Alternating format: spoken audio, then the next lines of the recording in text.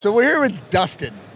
He's with a company called Rhizoflora, and they have two really fantastic products. One called Terpinator and one called Purpinator. Yep. Can you tell us a little about that? Yeah, so what you're looking at right now with Terpinator is one of our initial products, flagship, focused on doing your terpene production. It's going to enhance it overall. You're going to get an increase in your aromatics and your flavors, which is fantastic for your final product and finish right there. Perfect. And then with our secondary product that we just launched here recently, which if we take a look over here, Purpinator, you're getting the same benefits that you expect from Terpinator with the addition of the color for strains that already exhibit that purple coloration. Yeah. And so what it does for that is it helps actually produce flavonoids, specifically anthocyanins, while regulating the pH level of the cell sap, which again, like I said, maintains and gives you kind of that violet spectrum, which gives you those nice rich purple hues. Anthocyanin is basically that purple hue that you're seeing yeah, after the exactly, plant. yeah, exactly, exactly. And so with using this with those strains that already express those purple pigments,